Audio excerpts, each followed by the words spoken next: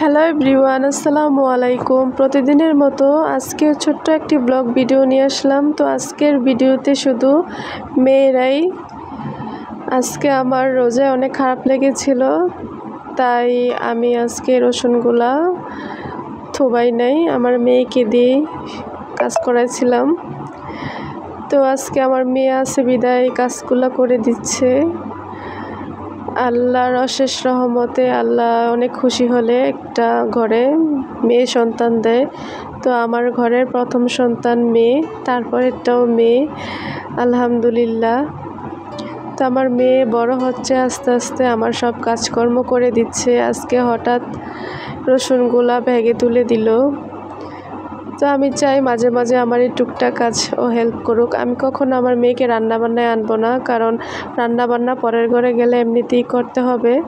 রান্নাবান্না সবার কপালেই আছে, যেমন আমার কপালে আছে, আমার মেয়ের কপালে অবশ্যই থাকবে, আল্লাহ যদি ওকে বাঁচায় রাখে।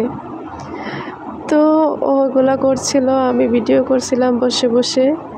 ও আমাকে বলতেছে, মা তুমি আমাকে ভিডিও করো আর দেখো, আমি এগুলা ব্যাগের ভিতরে ভরে দিই। বললাম ঠিক আছে, তুমি কাজ করতে থাকো। তো হঠাৎ আবার ডাক পাখিগুলা ডাকে আমার শ্বশুরের এইখানে। তো মাঝে মাঝে ওদের এইখানেও যাই। হঠাৎ করে ভাবছিলাম যদি আবার পাখি হাগু করে দেয় তাহলে আমার মোবাইল ফোনে একদম পড়ে যাবে। তো আমার মেয়ের কাজ করা শেষ, ও এখন এগুলা নিয়ে চলে যাবে। আমি বলতেছিলাম যে তুমি যেহেতু বলেছো তাহলে তুমি এগুলা নিচে নিয়ে যাও সিঁড়ি দিয়ে। এখানে 5 কেজি রসুন ছিল, 100 টাকা কেজি রসুন। আমার শাশুড়ির এই রসুনগুলা ছাদে রোদ দিয়েছে, তো ভাবলাম ছাদে আসলাম, এগুলা থুবে তুমি নিয়ে যাও তোমার দাদির রসুন। তো এই পর্যন্তই ও নিয়ে গেছিল, বাকিটা আমি নামাইছি, তারপর অর্ধেক সিঁড়িতে গিয়ে ওই নামাইছে।